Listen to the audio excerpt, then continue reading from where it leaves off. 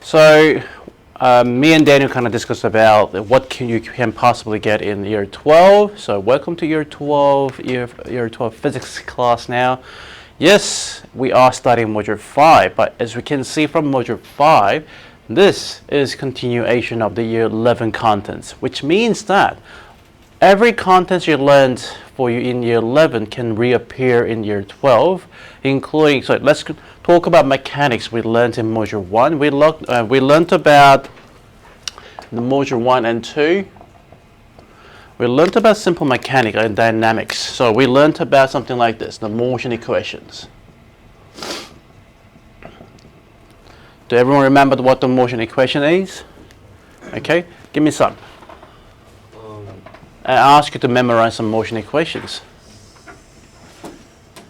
Anyone? Andy, can you sit in the middle, please? We mean Suvac equations? Yeah? We Suvac? Suvac, throw me, anything. V equals U plus AT.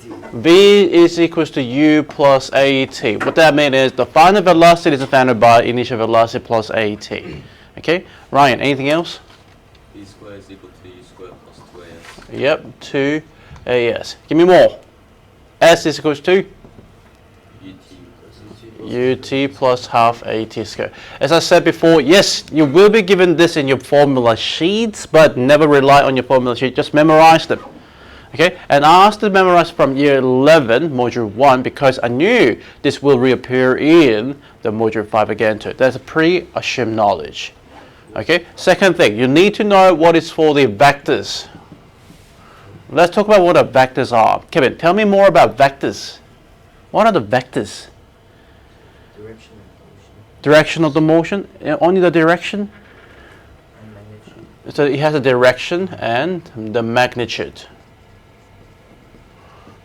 Magnitude. So whenever you get the questions like, hey, give me a force, like what is a force, what is a velocity? So example of the vectors we have, displacement,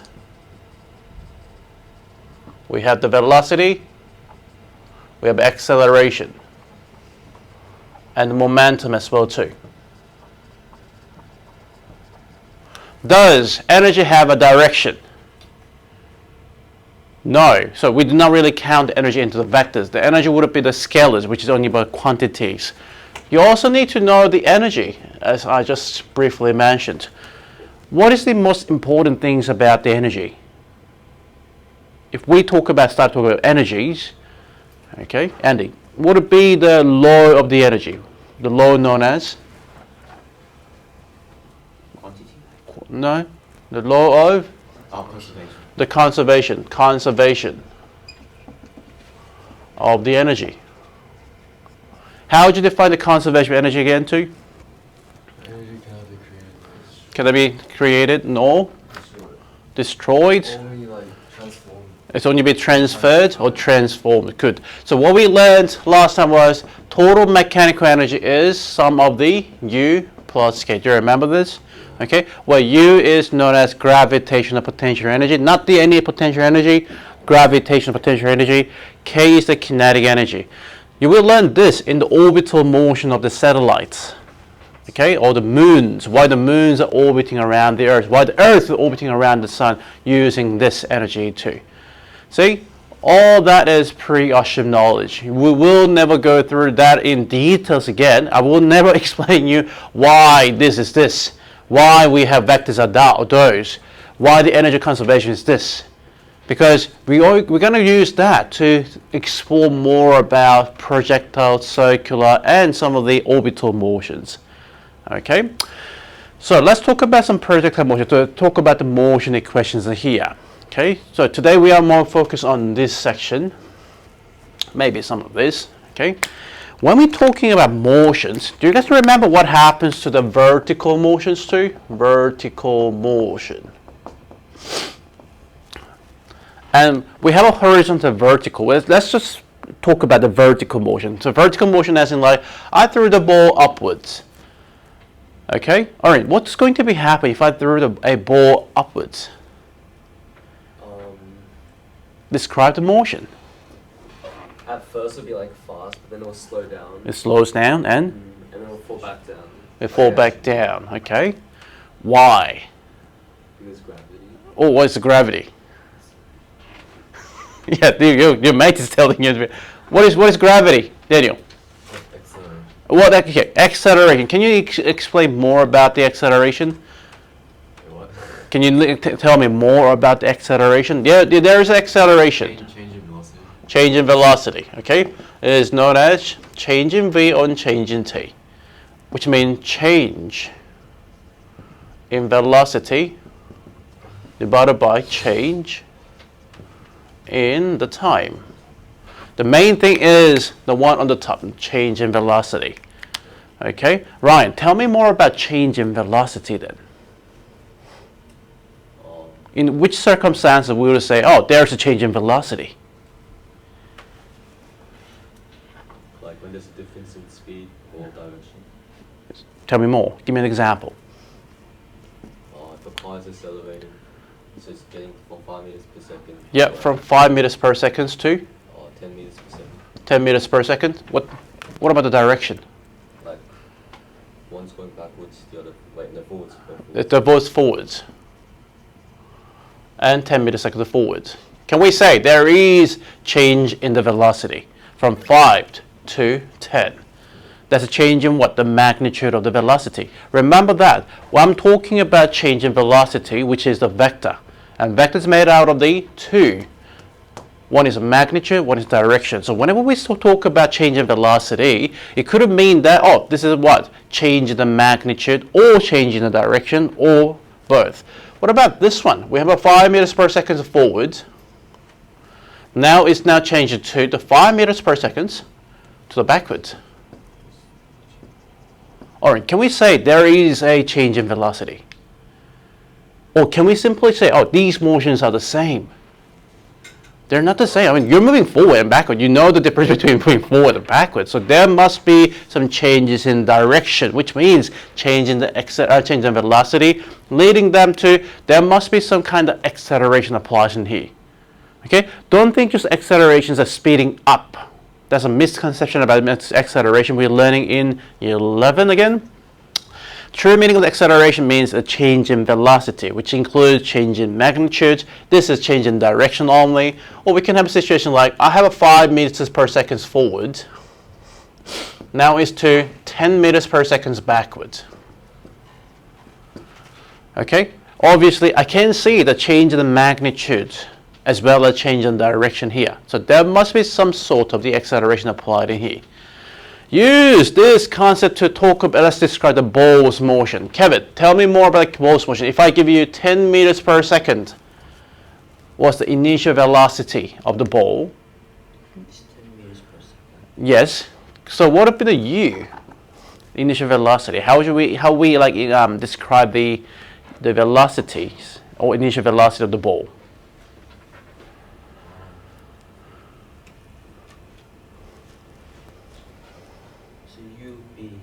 U would be 10 meters per second and upwards. Remember that use on the directions too. Okay. Then what about final velocity if the v is here? If they're reaching to the same ball's motion, to the same height.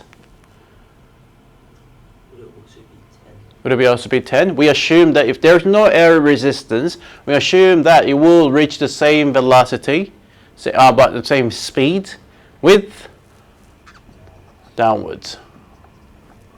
Go up like this too. Okay? That's when we're ignoring all the air resistance. What about this here? That's the maximum height. At the maximum height, we believe that the V is 0. Because it seems as when something is reached up at the maximum height, it's not moving up, not down. It seems as it's stopped.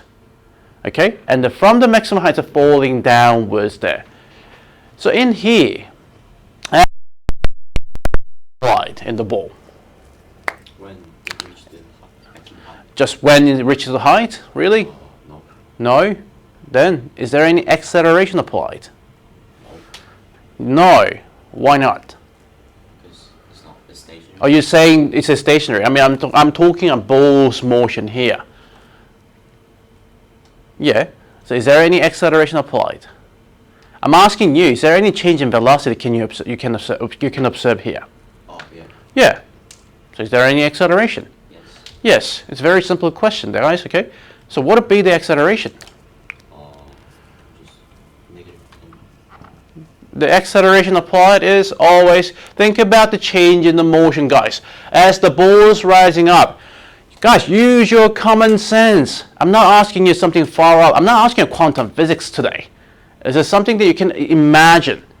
When something's going up, it's slowing down, isn't it? Reaching to zero, the velocity. And then as it's coming downwards, it's speeding up. So there's a constant, remember that there's a constant change in velocity, which means the direction of the constant change would be minus 9.8, means downwards, meter per second squared. Remember what I mean by meter per second squared. This is the same as meter per seconds per seconds. Okay? In every second, it changed the velocity by minus 9.8.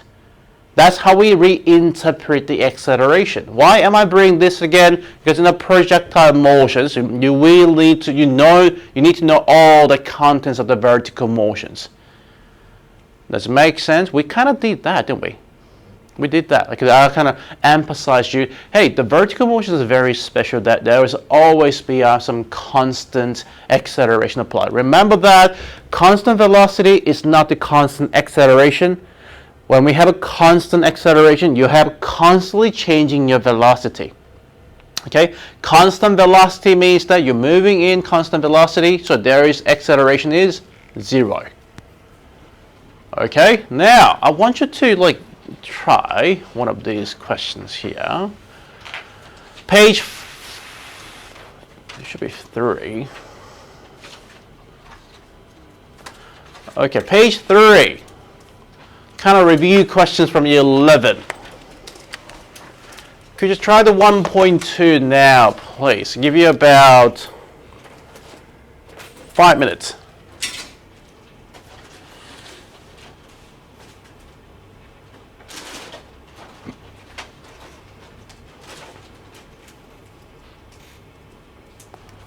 (1.2) only.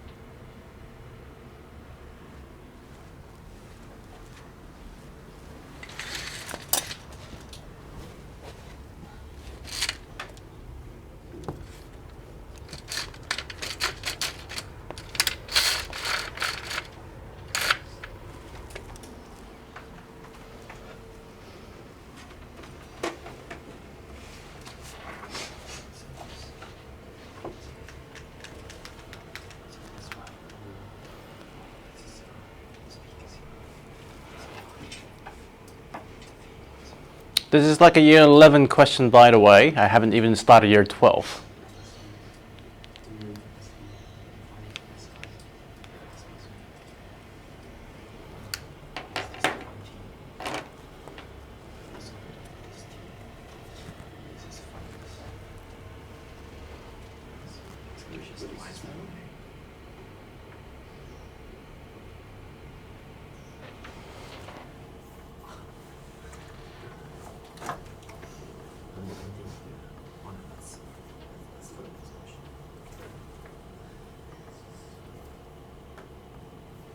Wait, are we just doing A? No, A, B, C, D. A, B, C, D. Of course. Of course.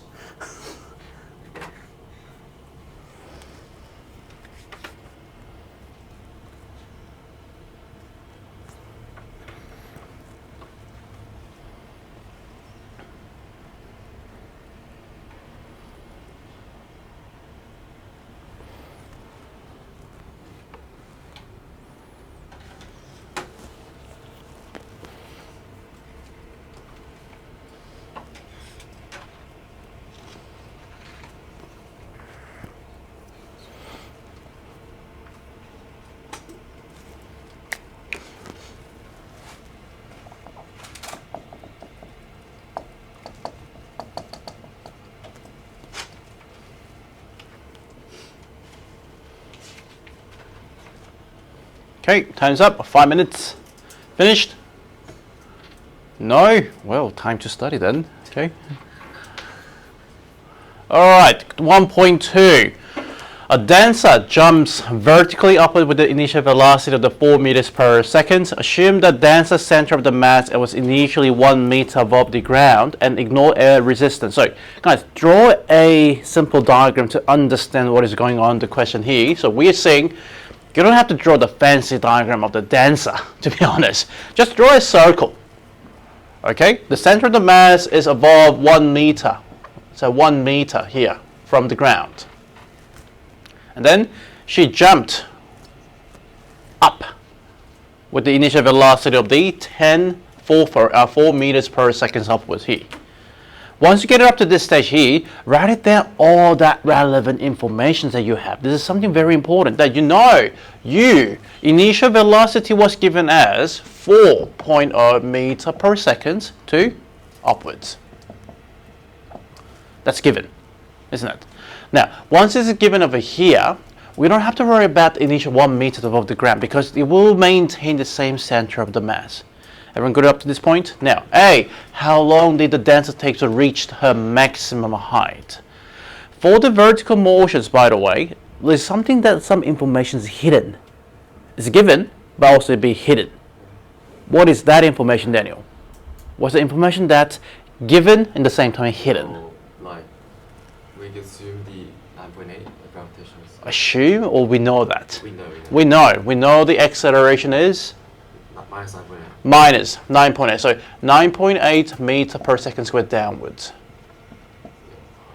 That's always be given when you're talking about vertical motions.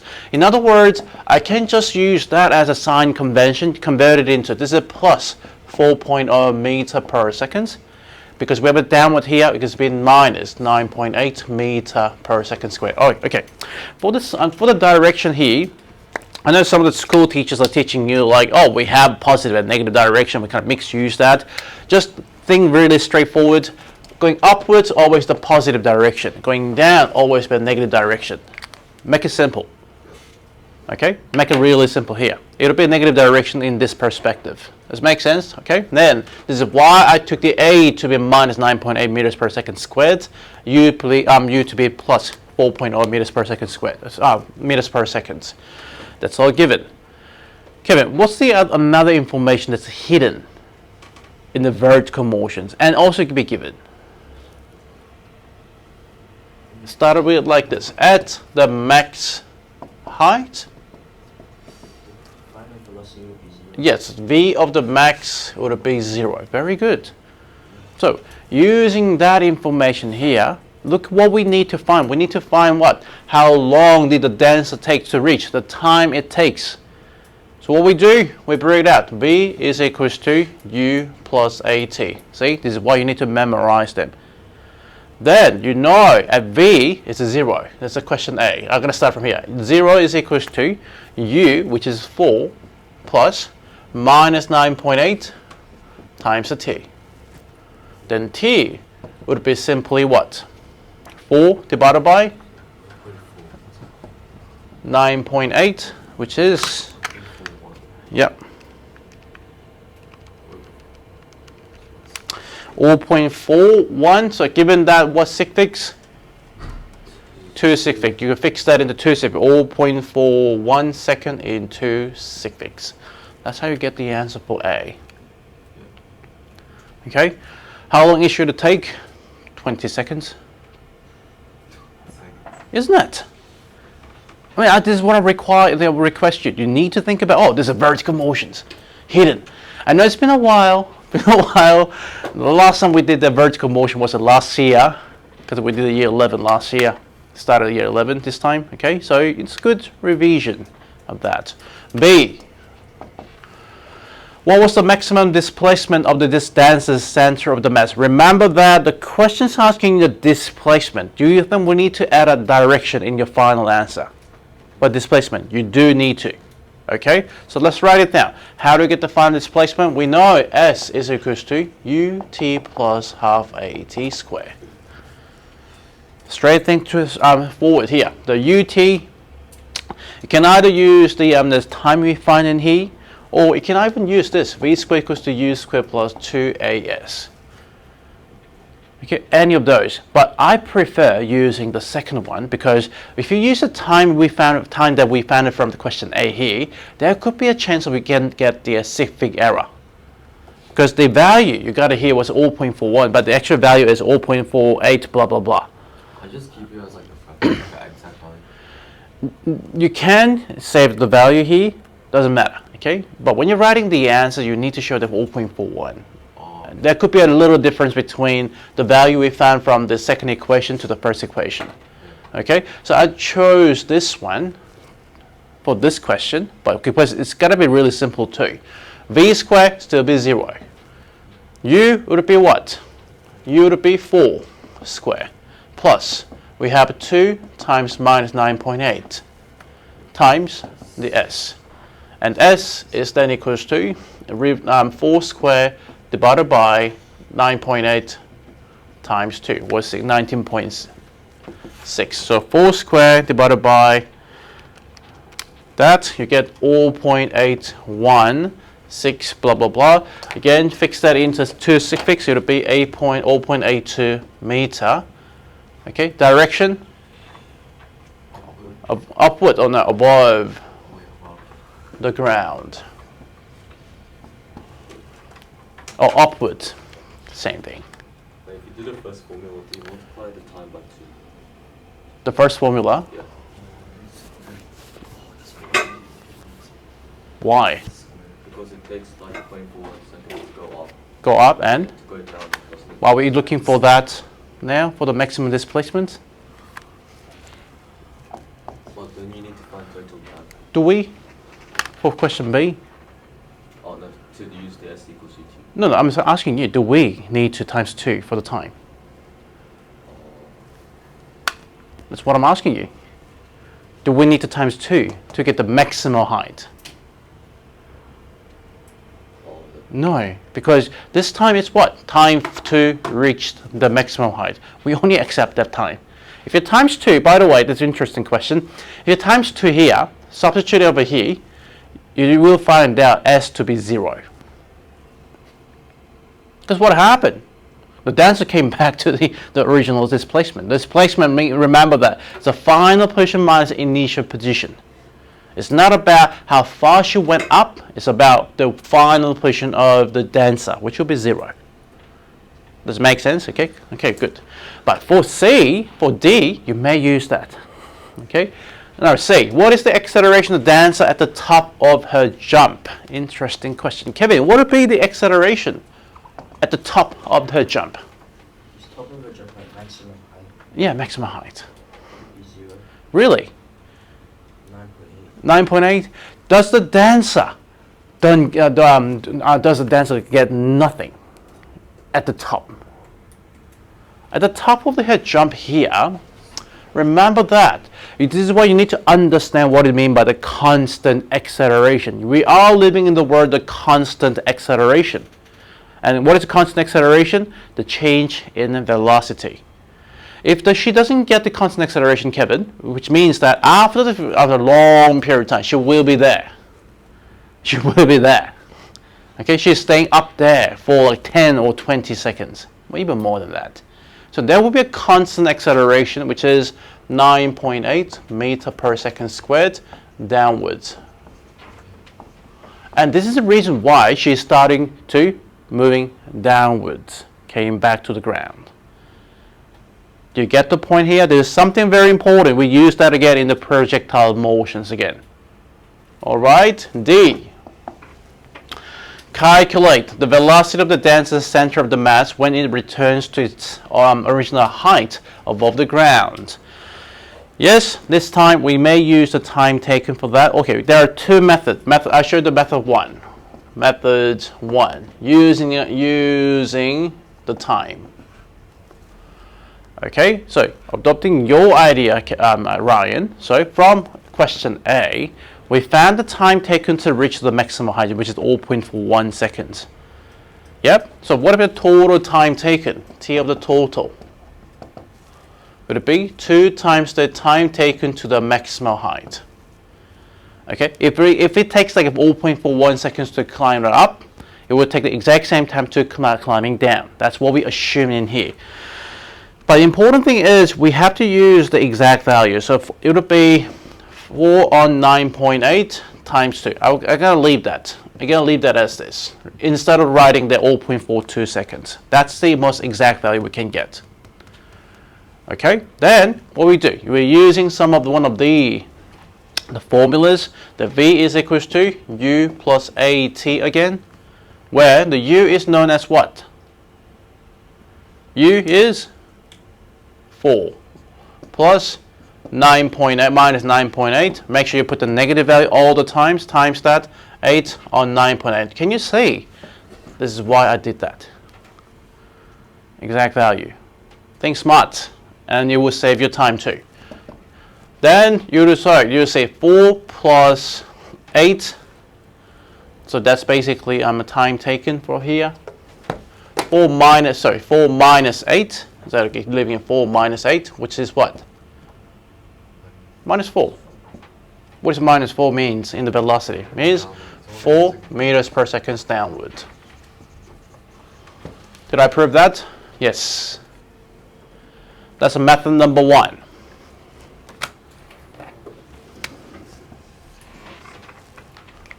Okay, this is method 1. Now, method 2. There's something very important to method 2.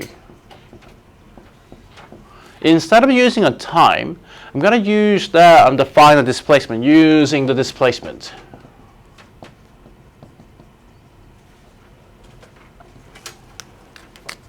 Okay. Orion, if a dancer jumped from the ground, went up and went back. Okay, so at the time, so what would be her final displacement? 0. Yeah, because we know displacement is divided by final position minus initial position here. So it would be 0 in that case. Yep, we're going to use this. We know that using S equals UT plus half AT squared. Oh, sorry, we don't have to use that actually. V squared is equals to U squared plus 2AS. How about that? Then S is 0. Can you say, I'm going to substitute the S to here, making this into, then V squared is equals to U squared straight away. Yeah? Make sense? Square root them? Yes, I can. Or V is equals to square root of the U square, which cancels out. Then you get this, plus minus U. Yeah, what is plus? Going up. What's minus? Going down. What's a U? 4. Then we get this, minus 4 meters per second for the final velocity, which is what? Same. Same method. Get the same result. Okay, so you will have some circumstances you need to use the method 1, or in some different occasions you need to use method 2. Okay, but I'll tell you which is better in which circumstances today. But remember this, remember that too. This is 2 methods to find the velocity. Sometimes we can use to find the time as well too. Does it make sense to all? Okay. All right, that's answer for D.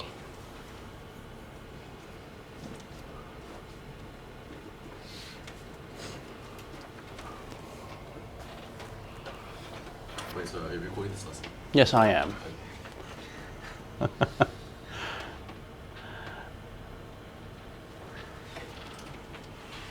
Okay, could you try the 1.3 then, please?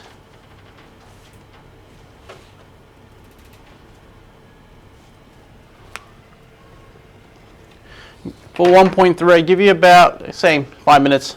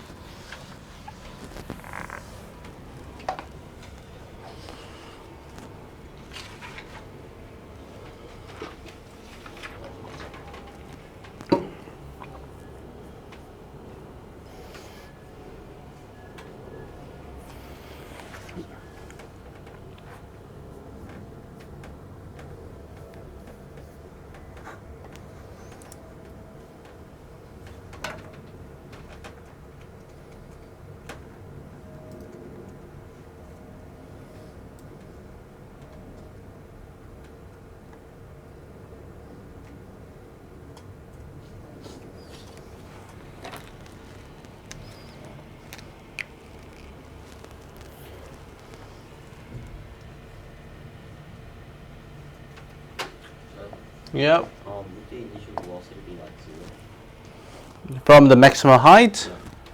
What do you think? Yeah, it's easy.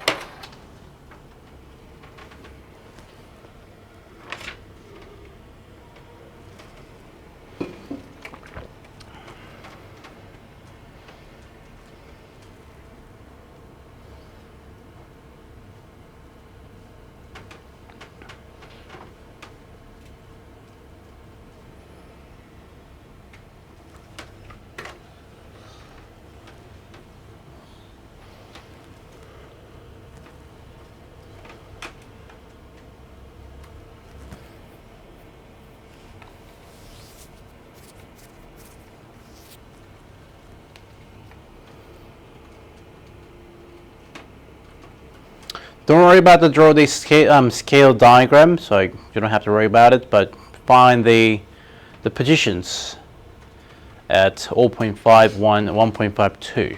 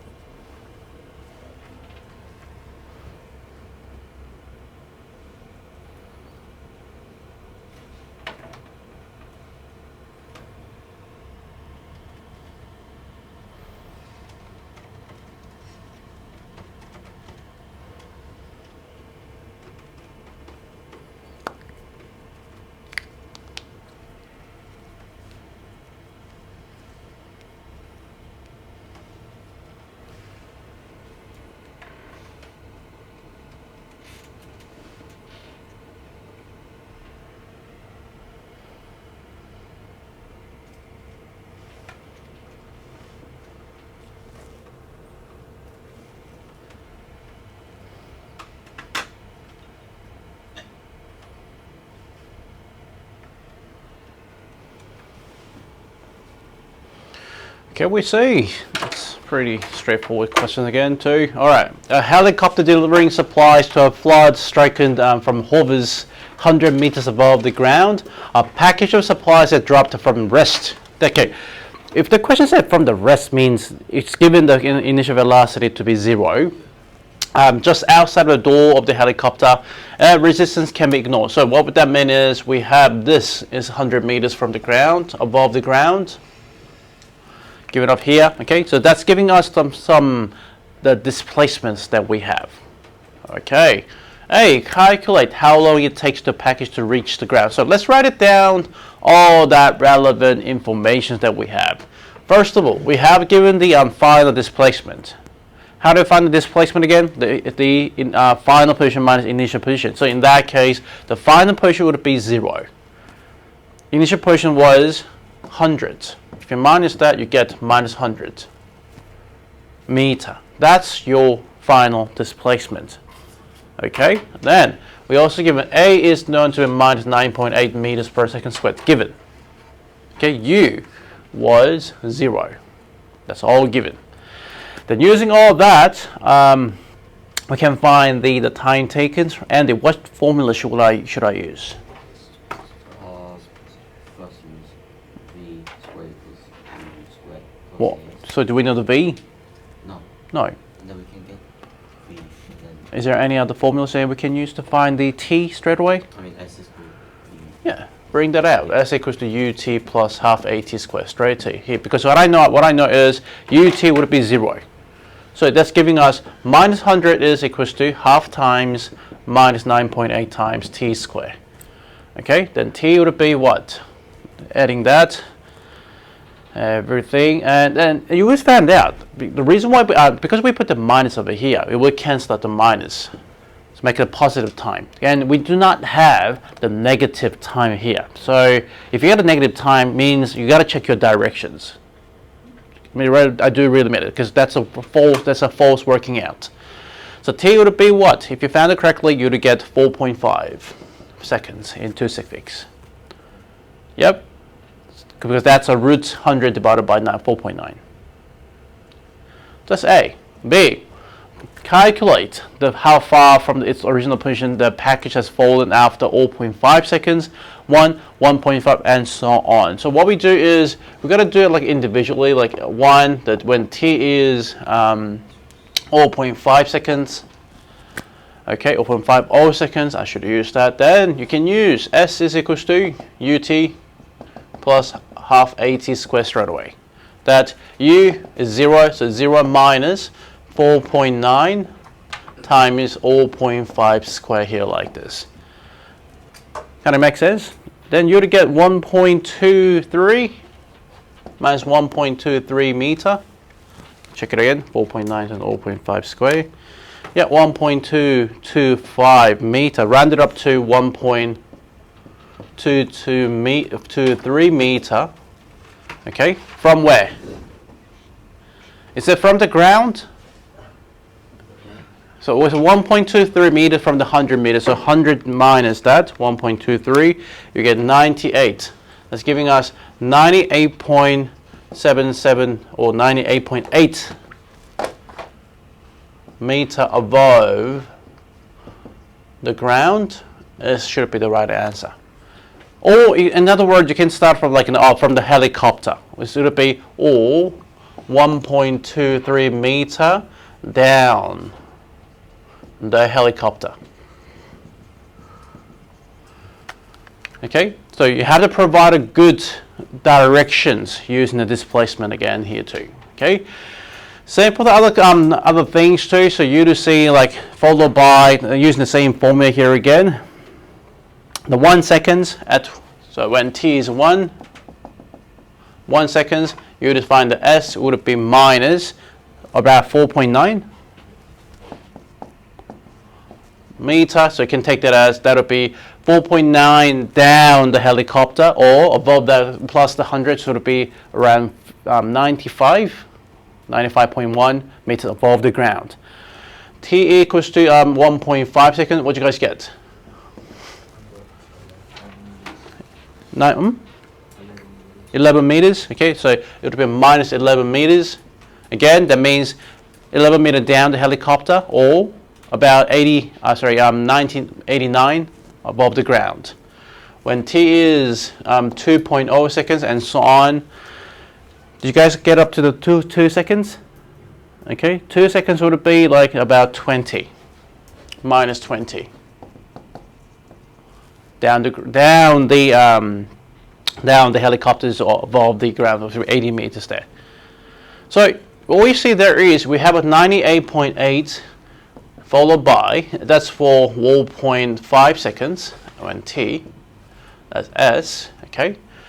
0.5 seconds, 1.0 seconds that we have.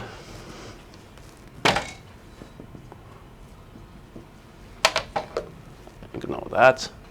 In 1 second we have about 80 and 95, and 1.5 seconds we have about 89, and we get 2.0 seconds there where we're 80 here. Can you see that? There is some changes ongoing here. The distance getting large. It's kind of telling us that the speed of the box is getting faster as they're going down. That's how we can think about the acceleration as well too. Kind of makes sense to all? Okay, now could you try the 1.4 then too? I give you about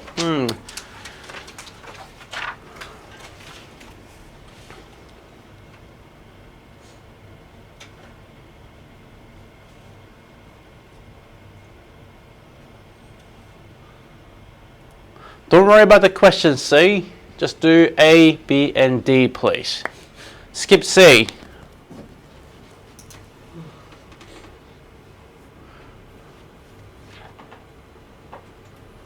Five minutes again.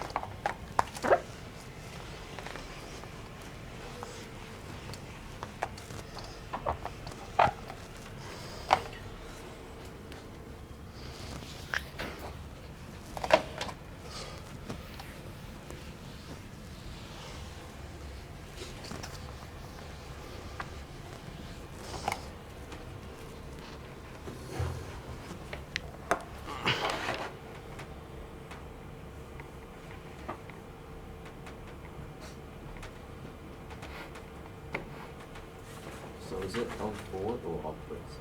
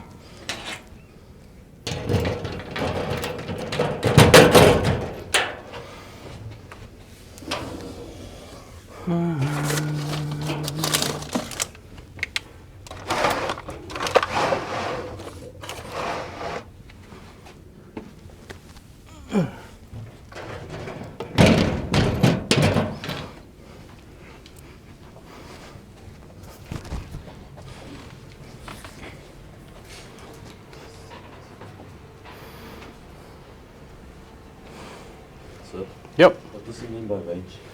Range, how far it moved forward. Forward. Yes. Because I show you what that means like in here. So basically, Diagram. yeah, alright, jeez, okay. So when the helicopter's like on the stationary here like this, when you drop something, it's simply a vertical motions.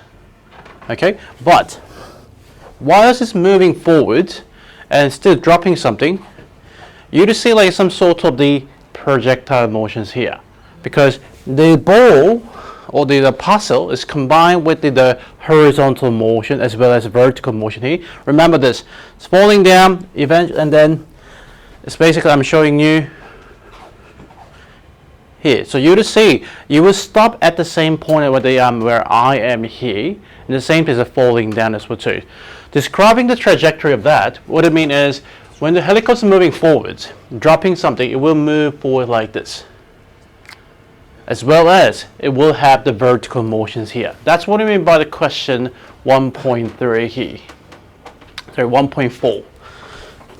Okay, so it's giving that the 20 meters per second moving forward. Still be 100 meters above the ground. So we got to think about it here. Calculate how long it takes for the package here. So remember this, if we ignore any of the air resistance here, then we can take that as this. This is given a ux, which is what? The horizontal initial velocity would be 20 meters per second forward.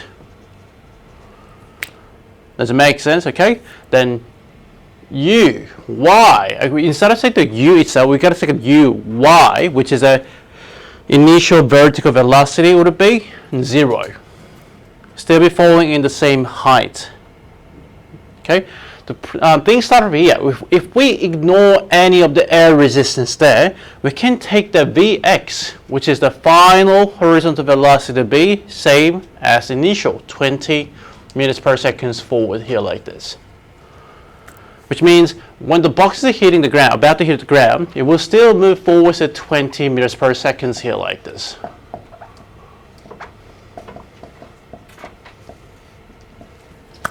Does it make sense? This is what happens if we ignore, or think about the Newton's law here. There's no other forces affecting that, the box to move for the horizontally.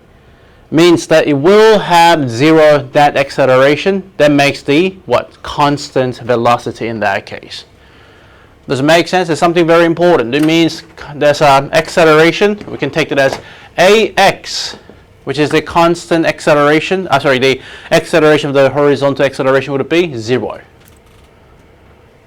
Okay, but what about the Vy? We don't know the Vy. It's something that we need to find here, but we can take Ay, which is a vertical acceleration, is minus 9.8 or 9.8 meter per second squared downwards. That's how we can consider about this projectile motion. So projectile motion is basically we're considering both of the horizontal and the vertical. We combine them together. Does it make sense? But one acceleration applied in here, the time taken will be varied by the acceleration of the vertical motions. So A, calculate how long does it take to, for the package to hit the ground. For the question A, this is what we do. We only use using the vertical motions only. Then why can't I use the horizontal motions to find the time taken? Because it's like, it's only just like measuring how the package going down. Yeah, but why can't we use this ux and vx to find the time taken? Think about motion equation here. V equals u plus at. Yeah. B. Or is that called x component and y component? Yeah, or s equals to ut plus half at squared.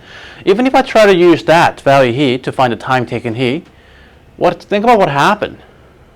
The a is 0. We can't find the t. What about here? A is 0 for the vertical horizontal motion. So we get the same result here. We can't get the things. We can't get the time from this for horizontal motion because acceleration is 0. So the only component that we can find the time is the vertical motions that we have, which is this. Okay, so we're going to bring it out VUY equals to 0, VY equals that. So what we do is SY. I'm going to take the SY to here. It would be minus 100 meter here again too. We're going to do the exact same thing we did in the question 1.3. So minus 100 is equals to U, which is 0, minus half of the A, which is half of the 9.8, okay, plus times that 2 T square value. Then T would be same as the previous answer, which is 4.2. Was it 4.2? Check the answer again. Yeah, it's 4.52, which is in 4.5 seconds in 2 sig figs. This is the answer for A. Horizontal factor doesn't really affect the time it takes. If you think about like a time takes for like when I dropped the ball, it was the same as when I just dropped in the stationary position 2. Okay, B. What is the range of the package? Okay, range, remember this, range means it's the horizontal displacement. Now how to find the range? We can find the range by this. We use this same formula here. That Sx, which is the range, is equals to Uxt plus half of the A x and t squared here like this. Okay, Andy, what do we know about Ax again? It's 0. It's a 0. So can we see that? Oh, Xx. The range, can we just rewrite that range, which is Sx, is simply be Ux times the t. Does it make sense? Okay, because we know the acceleration for the horizontal acceleration is 0. Then using that Ux, that we're given that 20 times the time taken, which is 4.5, or use the exact values that we have. Try to use the exact value, which is basically 100 divided by 4.9. Okay, sorry, 100 divided by, okay, 4.9 and square root of that. Okay, whatever. That times 20, you already know the range would be then 90.4 in 3 sig figs. In 2 sig figs is 90 meter in 2 sig figs.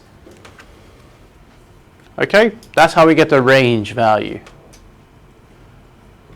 Gonna make sense to all? All right. Then I told you to ignore the C, the D. How are you gonna put the D? The final velocity. Or if we have some kind of vector here like this, let's revise that from the 11 again too. We have some kind of like a diagonal vector here. How are you going to find the magnitude and direction of this diagonal vector?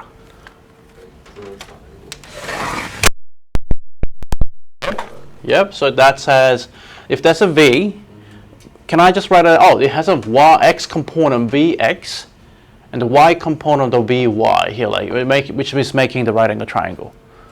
That's what we learned in year 11 again too. Then how to find the V, the magnitude? Use Pythagoras. Yep.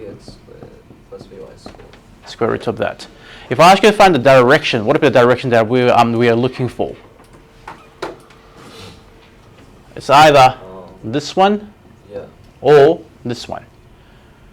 Okay, but we are looking for the direction from the starting point of the vector, which is this is the angle. So how to find the theta?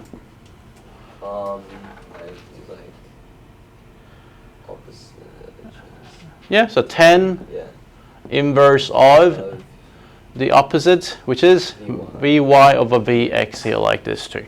Using the trigonometry and the Pythagoras, we are able to find that. Why am I talking about all of a sudden like this? Because your vector here is exactly the same. You know the Vx is same as Ux, that is 20 meters per second forward. Okay, we just need to find the Vy. Then how to find the Vy? What we know the Vy is equals to Uy plus half Ayt from this. We know the time taken, so we're going to use the exact time. uy, which is what? That's 0. Minus 9.8 times, what's the time taken again to? 4.52 or 4.52 or so 4.5, so 9.8. You get Vy is minus 44.3, which is same as 44 meters per second downwards. So you know diagonal vector? Yep. Is that basically the trajectory? It'll be the trajectory later on. The trajectory would be the whole motion of the ball, an object in the projectile motions. In a case, it's not a trajectory. This will be the final velocity. Okay. All right. So once we got up to here, we know this is same as 44 meters per second downwards here. Then using the same trigonometry, what we do, V is equals to square root of the 44 square plus 20 square. That's a 44 square plus 20 square. Square root of that, you get 48 meter per second in 2 sig figs. How to find the angle is 10 inverse of the 44 on 20. By the way, that will not be given in your formula sheet. You just need to memorize them or use the trigonometry. This is why chemistry, physics pre-required mathematics is advanced mathematics. And 10 inverse of that, you get 65.56. So approximately that's a 66 degrees in 2 sig figs. It's not approximate. Got mixed up here? So the final answer is this. Therefore, the final velocity. The final velocity is 48 meter per second at what angle? 66 degrees from the horizontal down.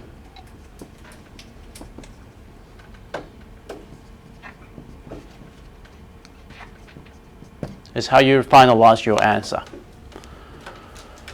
Did we do that in year 11? Yes. Did we do that in year 11? Kind of similar questions? Yeah? This is year 12 now, combining all of that from year 11. And then this is what I mean. If you don't understand year 11 contents, there's no way you can do year 12 because that's the question. Okay, so one thing that you have to understand about projectile motion is this is a combination of the horizontal and the vertical motions all together. We're not considering about one motions only. We are considering about 2 motions which happen simultaneously. That's the analysis of the projectile motions. He kind of analyzed that. Oh, when something is making trajectory, it has vertical and horizontal motions kind of combine all together. Does it make sense? So this helicopter example is showing you when we dropped something from the certain height and fell down here like this. Any questions about this?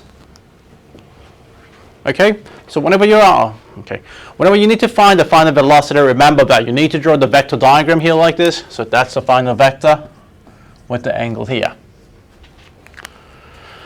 All right. So, yep. we always just ignore air resistance. It will be given. You'll be given. There's one trial question that asks you to consider the air resistance as well too. That'll be the hardest one question. So because you need to think about there'll be some forces acting on, there'll be a net acceleration. Therefore, the change in velocity will be there'll be change in velocity for the horizontal motions too. The range will be deferred by that too. Okay, but remember that if they are distance, the range will be shorter. Does it make sense? Yeah, because it gets a resistance. It's kind of simple as that. All right, page 7. It shows some essential mathematical skills for the projectile motions. Something we discussed today. Sine and cosine, yeah, that's basically Pythagoras and trigonometry, so it's kind of pre-Asham knowledge. It shows that on next page, page 8, it also shows you that what we mean by the diagonal vectors, how do we analyze that too, okay?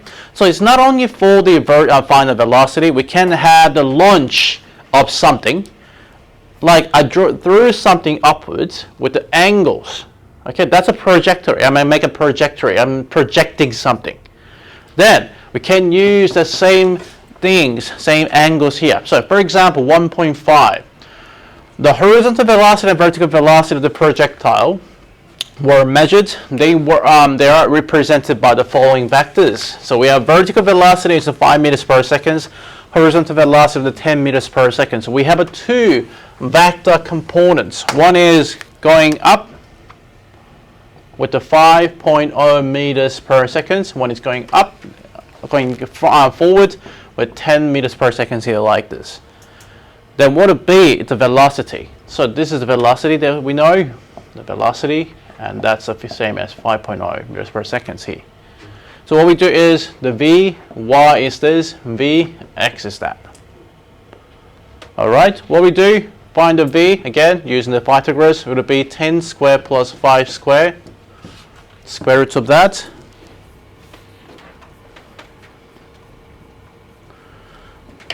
Then you would get 10 squared, yeah, about that.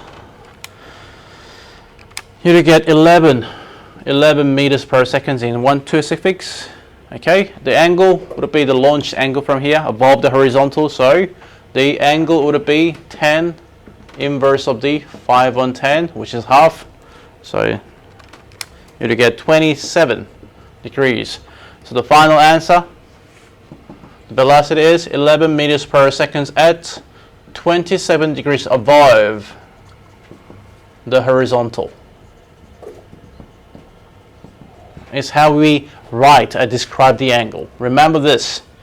That will be below the horizontal, by the way. I forgot to mention that. Okay, so it'll be 27 degrees above the horizontal would be the direction of the projection here. Does it make sense? Okay, then let's talk about more of the motions here. Using this example here, and we're still doing the 1.5 here. Guys, what would be the time taken to reach the maximum height? With the same, if we launch the ball with this, what would the time taken to reach the maximum height?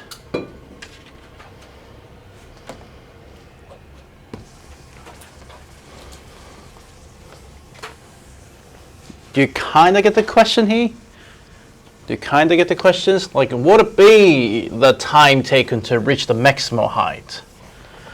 The way we can think about a projectile motion is this. If I throw the some ball here, that's basically a trajectory.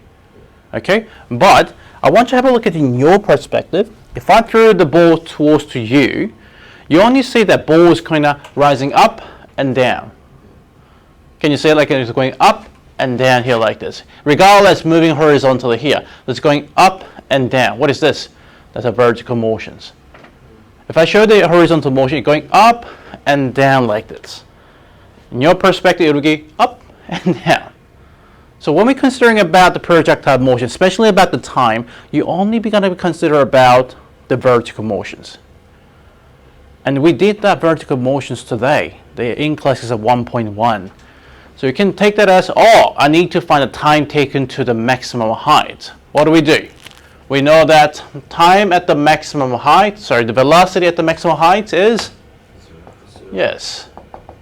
We know the a, y, which is the vertical acceleration, is always be minus 9.8 meters per second squared.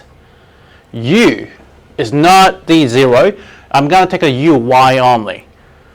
Initial launch velocity, the vertical launch velocity is 5. Now, this is a skill that you need to have.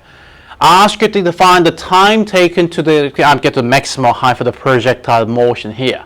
But you can reinterpret that as, oh, I just need to find the time from this. Yeah? Then how do we do it? We know v is equals to u plus at.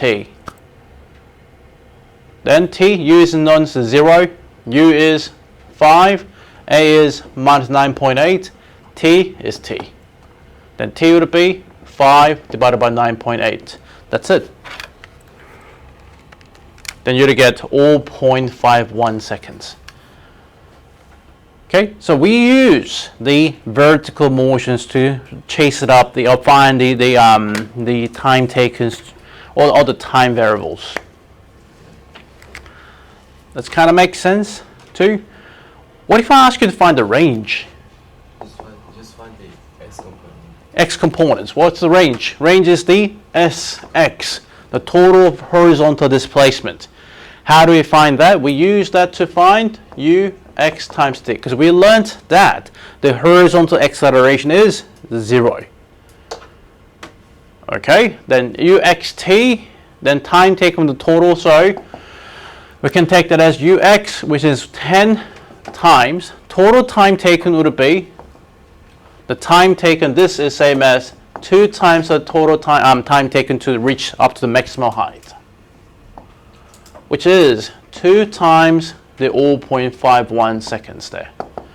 Let's give you the range value straight away. Okay, so 10 times 2 times 0.51, you're going to get 10.2 meter is the range of the projection. Does it make sense? Okay, so the key point of the projectile motion is you should be able to separate the one motion into 2 separate motions, which is simultaneous motions there. One is horizontal, second is vertical there. Okay, and you need to learn the which circumstance you need to use the vertical or the horizontals. So this is something that I can show you here before we move on to the next question there. I show you that what is the projectile motion, the horizontal and the vertical motions together.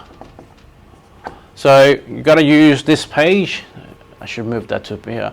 The page 2, please. Page 2 in class exercise 1.1. So copy this down to this table here. Let's take the horizontal and the vertical motion separately here. So I show you that how the motion equations can be changed using that properties of horizontal and vertical motion. So what we know about horizontal motion is ax is 0. There is no net and horizontal acceleration if in case we have we ignoring the air resistance. Always be minus 9.8 meter per second squared. Okay, or sometime in some textbook they use this minus g. Well, the g is the constant value of the 9.8. Okay, guys, g is a 9.8, the constant value. Minus means like in the direction here. So don't confuse g is like in the minus 9.8. G is not the minus 9.8. G is simply the constant value, like a pi. Okay. All right. Then we have this first equation. We have s equals to ut plus. Use the v equals. I should use the v first. V is equals to u plus at. Let's see how this can be modified here. We know the ax is 0, so we can write it as vx is ux plus axt. But as we know ax is 0, this gives you that vx is simply ux. What does that mean? The final horizontal velocity is same as the initial horizontal velocity. What about the second equation that we have? We have s is equals to ut plus half at squared. I can rewrite that as sx equals to uxt plus half axt squared here like this. What we know about ax, 0. So therefore gives us sx equals to uxt straight away.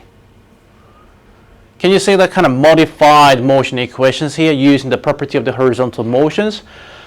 What else? V squared equals to u squared plus 2as here. Substituting all that, v squared vx squared equals to ux squared plus 2ax and sx. What do you know about ax, horizontal acceleration? That's 0 again. So it gives us vx squared equals ux squared, which is the same as the one on the top. The second one is the vertical motions here. What do we do? The vy is then equals to uy plus ayt. This is same as vy equals to uy minus gt, which is 9.8t. Second thing, sx equals to uxt, sorry, sure, xy. Sy is equals to uyt plus half ayt squared. Okay, which is what? Sy is then equals to uyt. Okay, using the constant value, it doesn't really matter, minus 4.9 t squared. I'm just using the value here. Let's modify the equation. The third would be vy squared equals to uy squared plus 2ay sy. Okay, this is it. I can't change anything. Ay would be, or you can just want to substitute that here. You'd get vy squared equals to uy squared minus 2g sy here. Substituting minus g into the position of the ay. So it's just the vertical does not change, but then the horizontal. Yeah. Yes, that's something very important. It tells about the property of the projectile motions too. Okay, so think about it here. When we need to find the time taken, whether it would be the time for the maximum height, time for the total flight, it is the best to use the vertical. We can't get any time here unless we know the both of the range and the initial velocity of the horizontal velocity. But here we can use the various multiple the formulas to find the time it takes. Whether we can use the Vmax, the maximum vertical maximum velocity at the maximum the vertical velocity at the maximum height would be 0, use that, or even we can use the displacement, because what we know about just general projectile motion, it comes up and down and they ended up the same position too. In that case, we can use Sy to be 0. Does it make sense to all? Okay, so that is the modified motion equations. Again, memorize them. These will not be given on your formula sheet. They will be given, but you don't have a time to how to process that, how to remember back that AX is 0, AY is that. Does it make sense to all? Okay, let's use that to do one question before we have a break.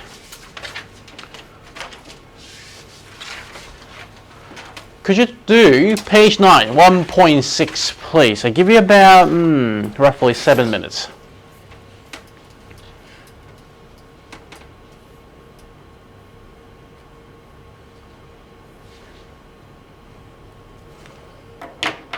Just 1.6 for now.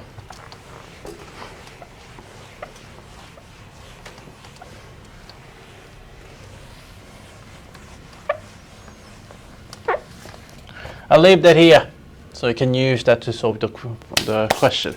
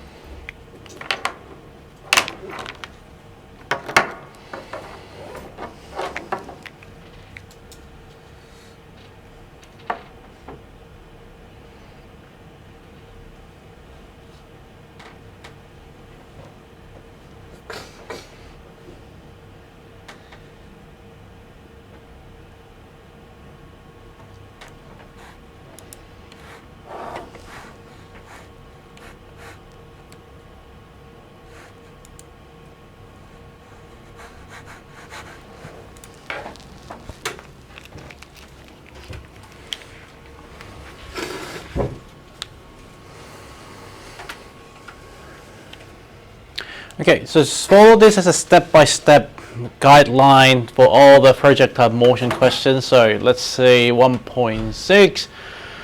A stunt driver is trying to drive a car over a small river. The car will travel up the ramp at the angle of 40 degrees and they leave the ramp traveling at 22 meters per second. The river is 50 meters wide. Will the car make it? Okay, guys, please draw a diagram if you don't really understand the question. Okay, try to understand what is going on in the questions given. So we have given, there's a river here, there's a ramp at 40 degrees, and the car is going up and try to jump over the river. Okay, it's given that the velocity here, when the car was on the ramp, the velocity was 22 meters per second. That's given. And the river wide is 50 meter. Okay, so let's write it down, all the relevant information that we have. We are given the U is given as 22 meters per second. It's not the UX, UY, that's a U.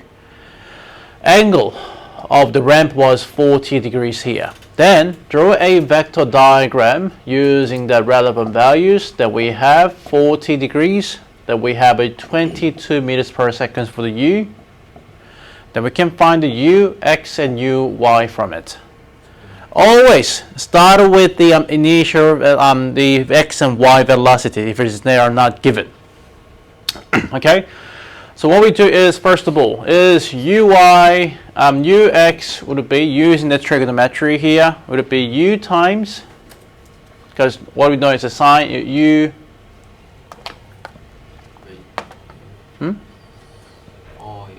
it would be U times cos 40. Yep, and the U, Y is U times sine 40. That is 44. Okay, what I do is I'm going to leave that in the exact values rather than find in some decimal points. So leave that into UX is 22 cos 40 and there's 22 sine 40 for now. Okay? Oh, if you get like some exact values like cos 60s or like sine 60s, you can use that for 45 too, really in Lu too, but don't worry about it. I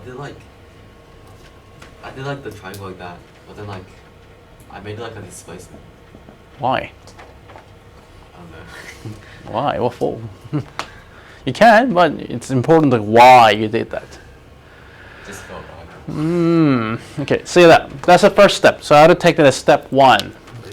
Step 1. It's always using that ux and uy. That will be step 1 of projectile motions. Step 2. Use the vertical displacement, the component to find the time it takes. Okay, so we're going to find the time t using the y components. We can't use the x component because there's no acceleration here. So what about y components? We know that uy, I'm going to rewrite that here, 22 sine 40, that's given. Okay, ay, again, given, but it's a hidden. That is minus 9.8 meter per second squared. Okay, another thing, when the car jumps up and then landed, there'll be 2 methods to find the time taken. I show you method 1, step 2, method 1, using the max height.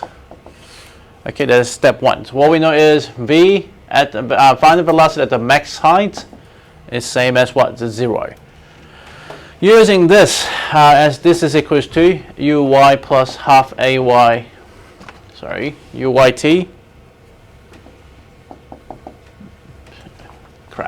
uy plus ayt, okay. What we know about uy is 0 is then equals to 22 sine 40 minus 9.8, and the t is then 9.8, 22 sine 40 divided by 9.8. That's for the time taken to the maximum height. So the total time taken is the 2 times the time to reach to the max. That is 2 times 22 sine 40 divided by 9.8 gives you 22 sine 40 divided by 4.9. By the way, you in extension 1 mathematics, you will learn that as a the formula. We're covering this exactly same thing. So if you found that in put it in your calculator, you can find the time it takes. That's approximately 2.9. Is it? Okay. 2.88, 2.9. 9 seconds. Okay, or you can use that as an exact value too. That's a method number 1 to find the time taken. Use the maximum height. Okay. Now, method 2 is instead of using the maximum velocity, maximum height, I'm using this for using displacement. The final displacement.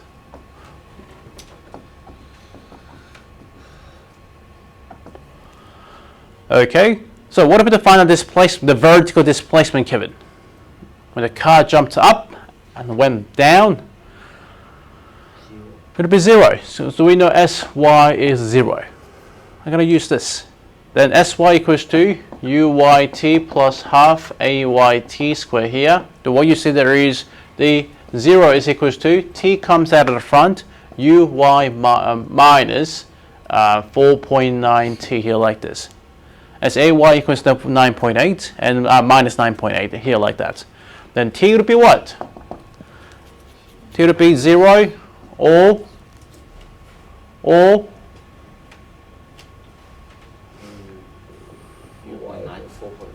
yeah, and t would be yeah uy on 4.9. What that meant is the displacement is 0 at the time it begins. Yeah, and or at this time too. We have 2 times for the same displacement. So what is this? The uy is known to be 22 sine 40, 4.9. Same. The exact same value. Okay, depends on your circumstances. You can use this or that. I tell you which circumstances you have to use the method too, but it doesn't matter. But can you see, like, I saved quite a lot of time to using this second method here instead of using the first method? Yeah, use this. Or you can use that if you want to. So we got the time taken, which is this. That's the total time it takes to land it up. Okay, step 3 then. After we got up to here, use the T to find the answer. What answer? You know, in case here we're looking for the SX, which is the range, how far the card can move. SX can be found by UX times the T, where the UX is given as 22 cos 40 times that T, which is 22 sine 40 divided by 4.9. I'm leaving that in the exact value so to minimize all the stick figure errors here. Once you got up to this stage, then you can finally use your calculator to get some value. So 22 cos 40, that times that 22 sine 40 divided by 4.9, you're to get 48.6 meter. Am I done? No, you need to answer back to the question. The river is 50 meter wide, but the driver can only jump 48.6 meter. This is less than 50 meter. Therefore, conclusion. Okay, the driver can't make it, cannot. Well, you said will not make it.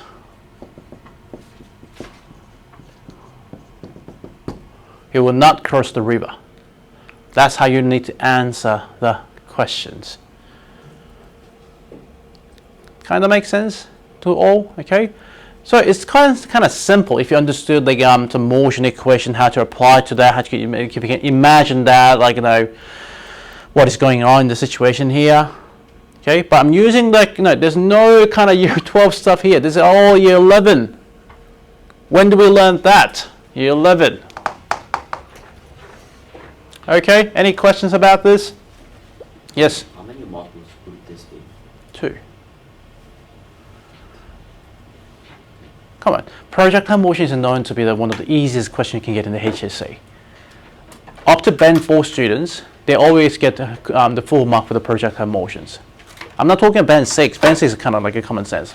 Band 6, to get a Band 6 last year, by the way, you needed to get 89 for the raw mark, which means if you made a mistake in the projectile motions, you have no chance to get Band 6. Okay? It's okay. We're going to practice that again until you get it. I want you to be perfect on the projectile motion, by the way. Perfect as in, like, you do not lose a single mark. That's something very important in here. All right? All right. We're going to have a quick break, and then we're going to move on to 1.7 after that.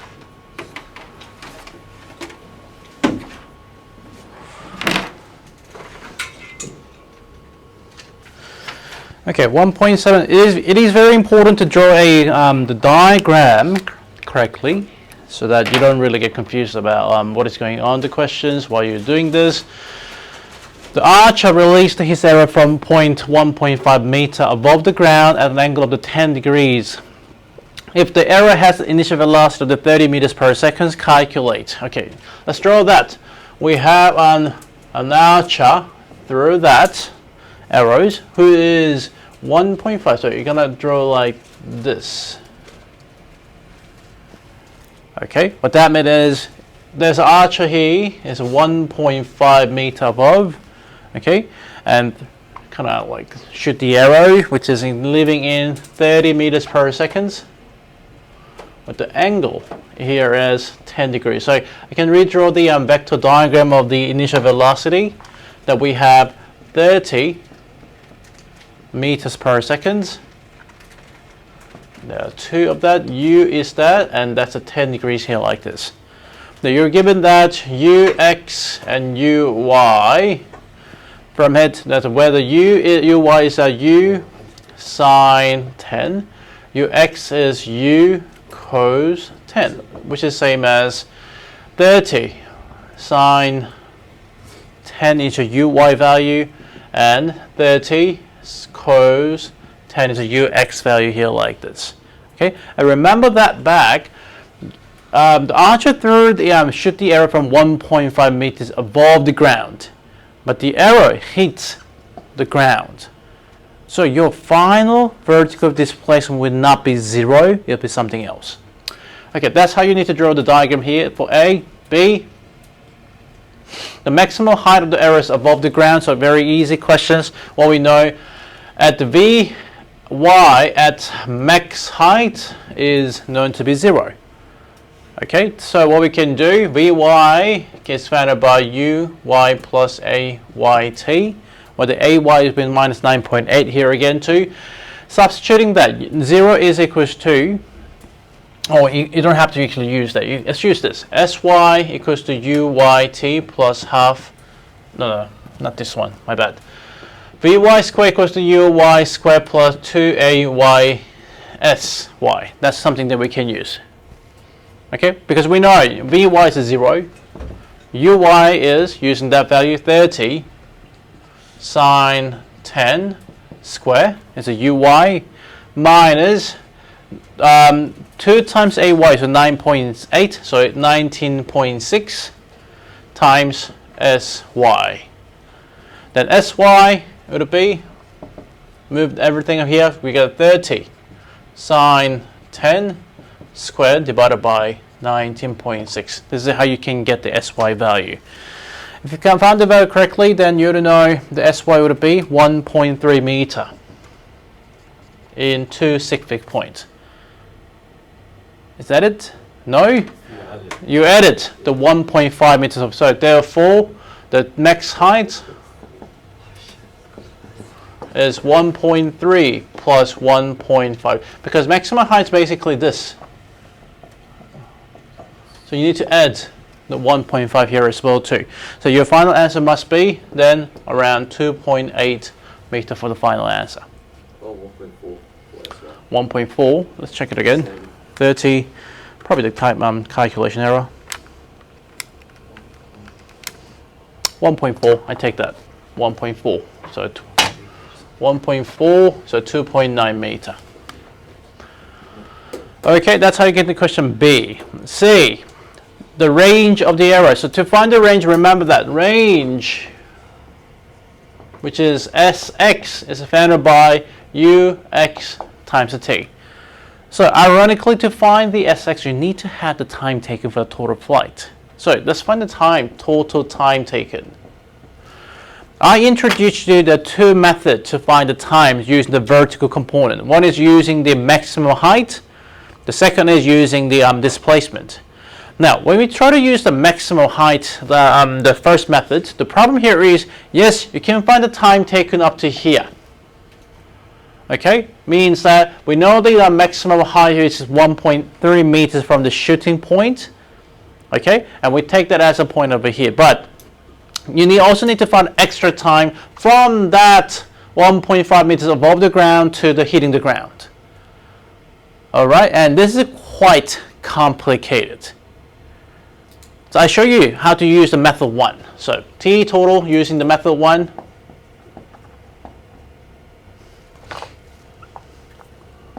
I'm gonna take the time as this. I'm taking my time.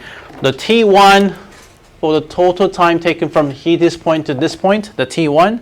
Okay, T2 for this point over here.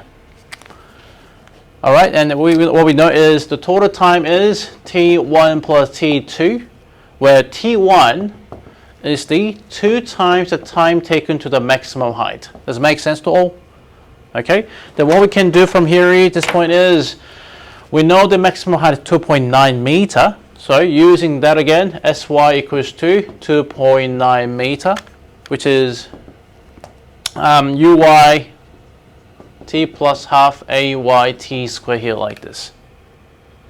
Or you can even use the maximum height is here as maximum height. The Vy is 0. Using that, Vy equals to Uy plus Ayt. Using that sense here, so Uy, that is 30 sine 10 minus 9.8t. So that's giving you T1, that's a T max, I should say. is a 30 sine 10 divided by 9.8.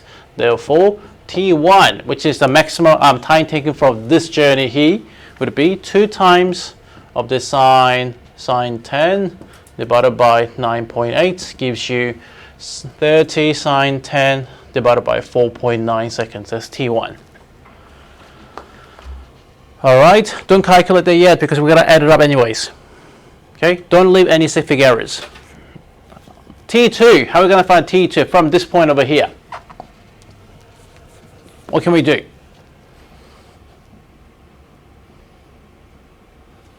Think about the property of the projectile or the vertical motions, guys. When something's rising up, okay, went back and the same height.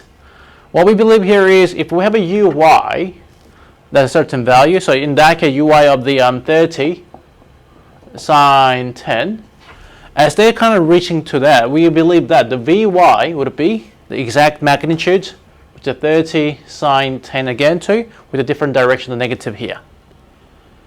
Does it make sense? Okay. So what we're going to think here is, hey, the arrows in this point here is falling down with the uy, so a new point of minus 30 sine 10.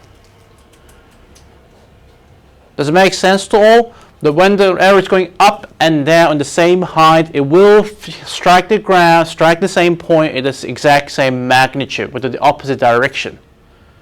So what we're going to take for that is, I'm going to take this here, the uy for time 2. The uy is new y, that's minus 30 sine 10. Okay, and what we know from there is, we know the ay will still be minus 9.8 meter per second. But what we also know about sy at that point, it's a falling down from the same height for the further 1.5 meter down. So we can take this as minus 1.5 meter. Does it make sense? Okay. What we know about sy is equals to uyt plus half ayt square. That'll be t2 square. That'll be minus 1.5. Or you can use the final velocity to find that too. So using the v equals to using that, but doesn't really matter. So 1.5 is equals to minus sine 30 10 times the t2 and minus the 4.9 t squared value here. Move everything to the other side, then you get 4.9 t squared plus 30 sine 10 of the t2 minus 1.5 equals to 0. What do we do? Use the quadratic. T is equals to minus b minus 30 sine 10 plus minus root b squared 30 sine 10 square minus 4 times a 4.9 times minus 1.5 divided by 2a 9.8. If you put that in the calculator, what we have to consider here is we're going to take the positive value here only, because time cannot be the negative. So in that case, 30 sine 10 square minus 4 times 4.9 times minus 1.5 and square root of that minus 30 sine 10 divided by 9.8. You'd get t2 to be 0.24 seconds. Okay, so finally the T1, the T total is therefore T1 plus T2. We have 30 sine 10 divided by 4.9 plus 0.24 seconds. So that plus 30 sine 10 divided by 4.9. You should get 1.29 or 1.3 seconds in 2 sig figs. That's the total time taken. As I said, this is kind of complicated because you have to think about 2 different situations here. One is the arrow flies from here, the same light levels, and further down to the bottom. This is method number 1, using the time take, using the maximum height. Got the same time? Yep. No? Guys, I recommend you use the second method then, if it isn't too complicated for you. What's the second one? Method 2. What's the second method? Using Find displacement. the displacement. Tell me, for the total journey, whole journey of the errors, what is the final displacement? No. Minus 1.5. There we go. Is it going further down? There we go. Yeah. Can we still use the same thing? The uy, because it started from the beginning over here. Uy would be 30 sine 10. Okay, because it flew from this point. I'm talking about this whole journey. It started from this and launched that. AY would be still be minus 9.8 meters per second squared. Okay, what I do, I know SY equals to UYT plus half AYT squared. Substitute that in. Minus 1.5 is equals to 30 sine 10 minus 4.9 t squared. It looks very similar, but remember that the main difference between the first and the second method is I take the minus 30 sine 10 because I counted from this position over here. It was falling down, but this case it was moving up. So what do we do? Move everything to the other side. 4.9 t squared minus 30 sine 10 plus 1.5 equals to 0.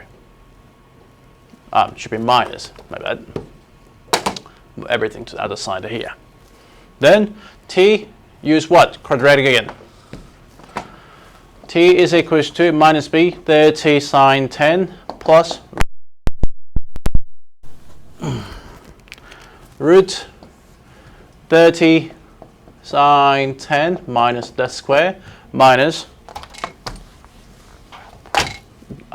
b squared minus 4a b squared minus 4ac minus 4 times a which is 4.9 times minus 1.5 divided by 9.8.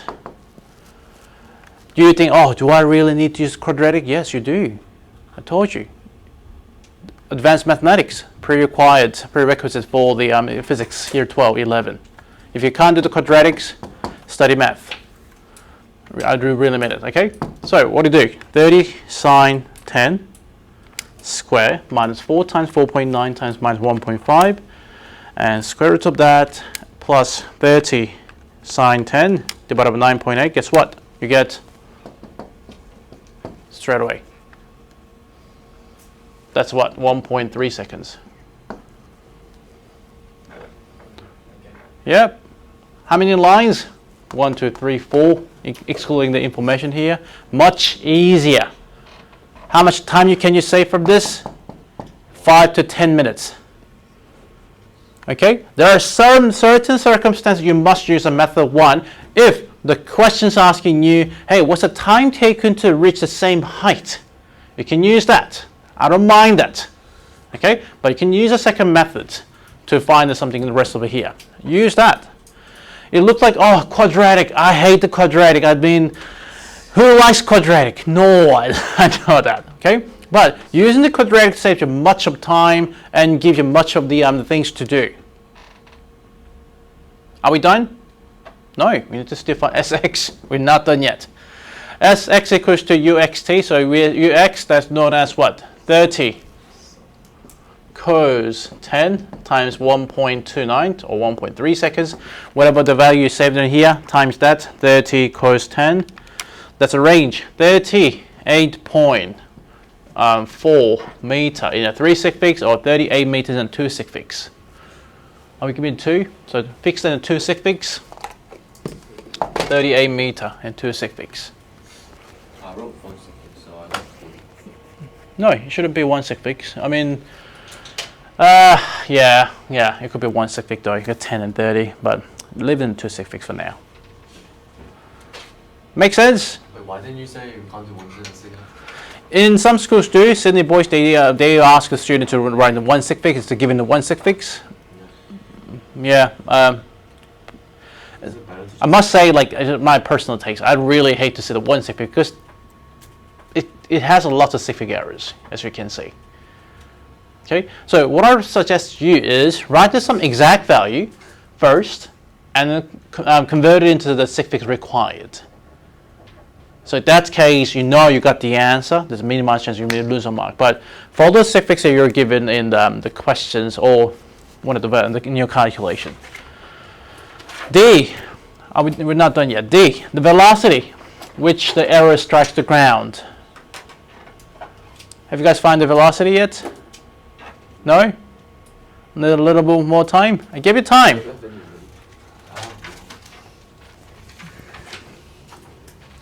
I'll give you a little more time, but or not, I can just show you how to do it.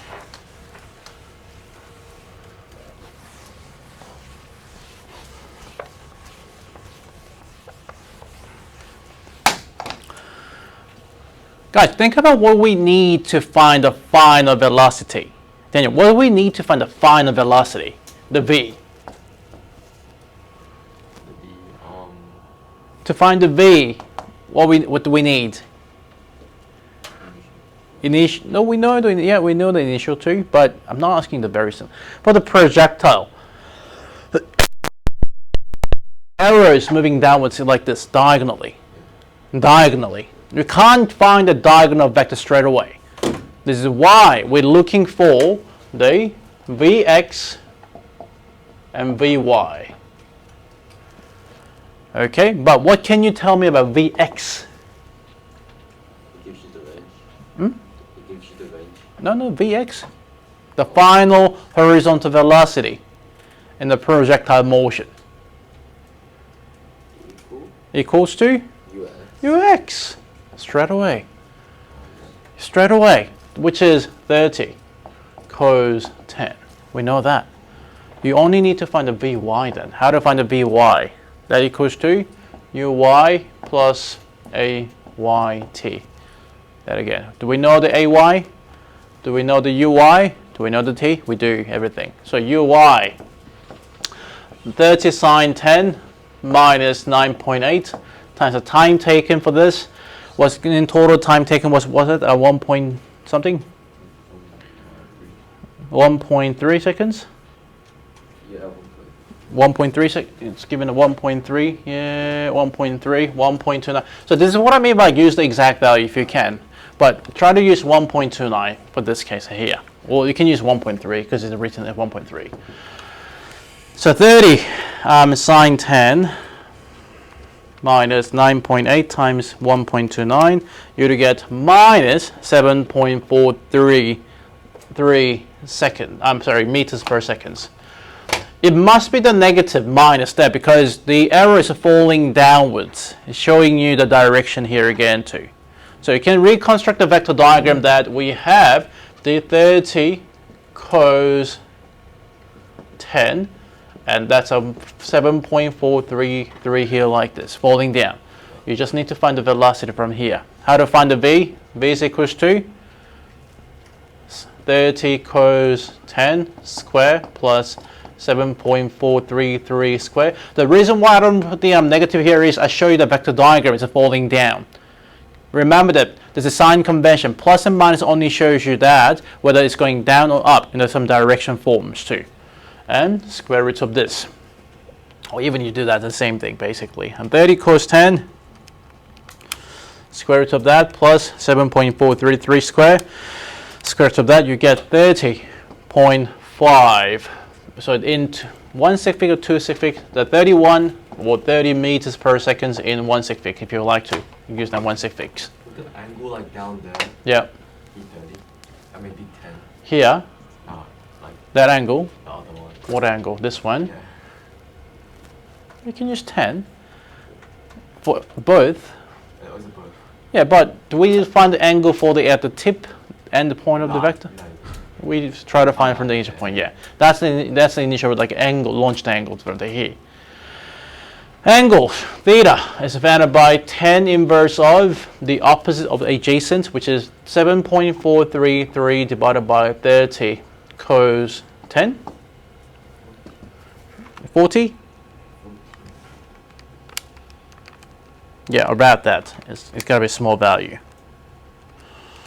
You get 14 degrees. So, final answer, is, the final velocity is 30 meters per second in 1 sig fix at, and this is what I hated about 1 sig fix, by the way. If you flip that 14 to 1 sig fix, that would be 10. So you get what I mean? Like, I hated it. Like, this is why I say when they're marking the 1 sig fix, to be honest, because we don't really accept the 1 sig fix with the significant figures, but it is what it is. Okay, so accept that. I just leave that into 2 sig fix for this case here. After 31 meters per second at, the angle would be 14 degrees the down, or under, I should say, the horizontal is the final answer for this question.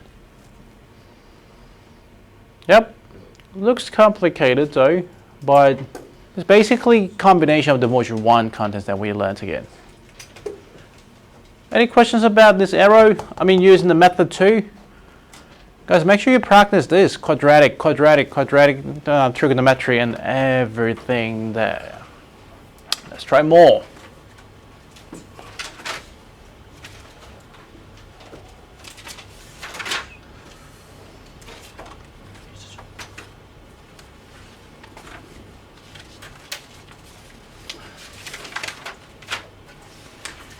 Could you try question 9 and 10, please?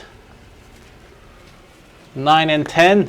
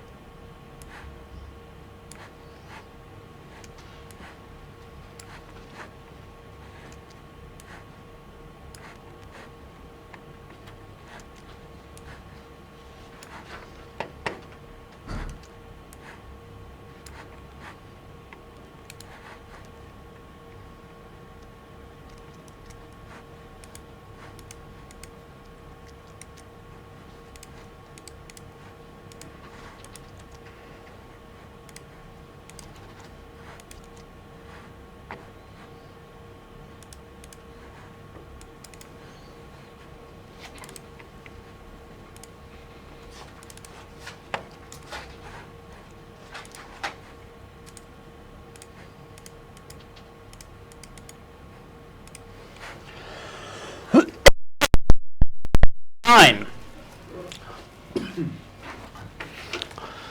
An ancient. Okay, 9. An ancient cannon fired an iron ball at the castle wall at the 320 meters away.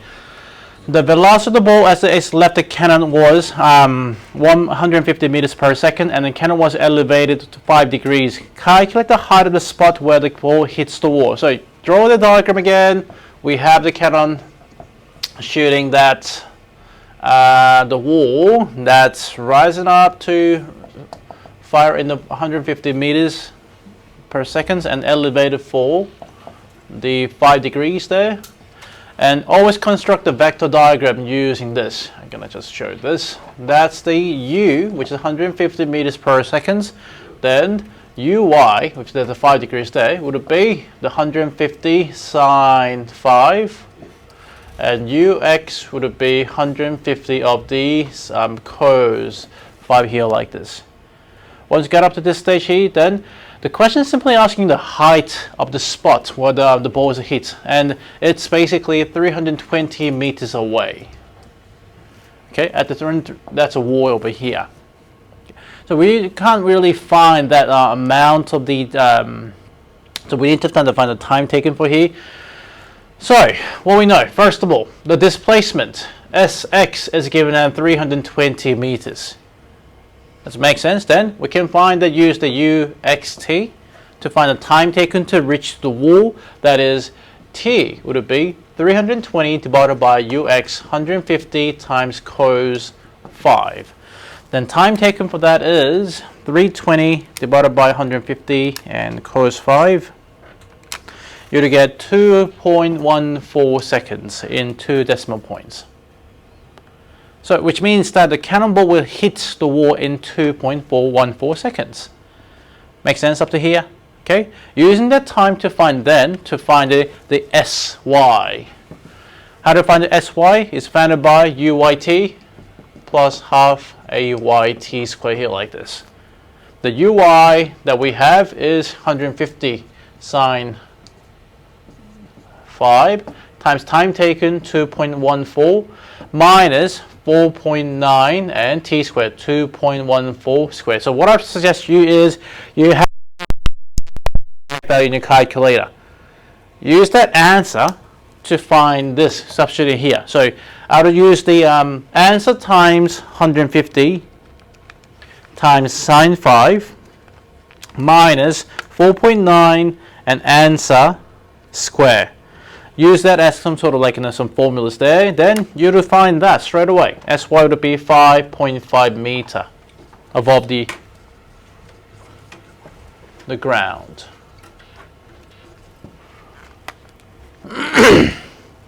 Okay, that's the answer for 9. 10. A tennis player saved a ball from the top of the served the ball from the top of the cliff overlooking the beach, and the height of the cliff was 50 meters, and the ball was served at 40 meters per second at an angle of 30 degrees. Calculate the distance the ball from the foot of the cliff the ball would fall. So, can you draw the? Did you draw the diagram like this? The tennis player served the ball, and the ball reached up like this. Okay. As soon as you saw the diagram there, oh, I can't use a method 1 to find the time taken. I can, but it will take a lot of like gorgeous time. So what you do, you use a method 2 to find the time taken, because the question is asking you the distance from the foot of the cliff where the ball would fall. The distance means the range. The question is asking to find the range here again too. So let's draw the vector diagram for this. We have given the ball was served, the u was 40 meters per second. Okay, was served in this ux of the angle of the 30 degrees. The ux would be 40 cos 30, and uy is 40 sine 40. I'm sorry, 30. Here again. Once you get up to this stage here, you can use that uy to find the time it takes. So what we know about sy, the final displacement, the vertical displacement. If the cliff is 15 meters from the initial point, then your final displacement would be minus 15 meters straight away. That is same as what? Uyt plus half ayt squared there. So minus 15 is then uy, that is 40 sine 30 times t minus 4.9 t squared. Move everything to the other side, 4.9 t squared minus 4t sine 30 t minus 15 is equals to 0. Then, time to use quadratic. T would be same as minus b, so 40 sine 30 plus root b square 40 sine 30 square minus 4 times a 4.9 times c minus 15 divided by 9.8 here again too. Then 40 sine 30 square minus 4 times 4.9 times minus 15 and square root of that plus the 40 sine 30 and divided by 9.8, you should get 9.8. Oh, beauty. Seconds. Okay, it takes about 9.8 seconds to land it up to the ground. So that's given the time to find the Sx equals Ux times t. The Ux is given as what? The 40 cos 30 times the 9.8 here again too. So that times 40 cos 30, you would get 339 or 340 into a specific value. That is the answer for the range. Does it make sense to all? Okay. So practice these questions, guys. I mean, practice projectile as we're going to have a topic test next week. Finish the chapter 1. Chapter 1. Year 12. I give you a harder questions. I can bring up some HSC questions, some past school test questions next week too. So we're going to try that. Because the question you get in your school exam would not be simple as this. Are they in here? Yeah, you have there. Yeah, some of the questions. I got to use some of the questions at the back of your here, especially guys. if you have a time, I mean, I know you have a time because it's a holiday.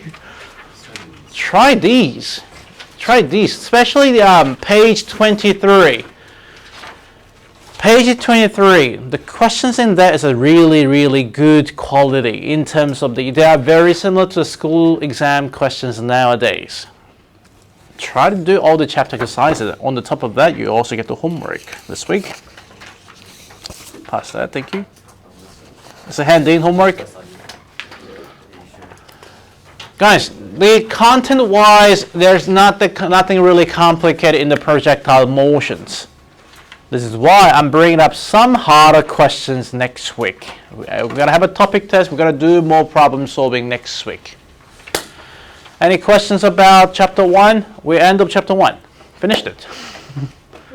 And remember, there are only 4 chapters only for this module. Okay, so in the week after, we're going to do circular motions. And circular motion is going to be a little bit more complicated, but remember this motion equation, how to modify that. All right, that's it for today. See you all next week.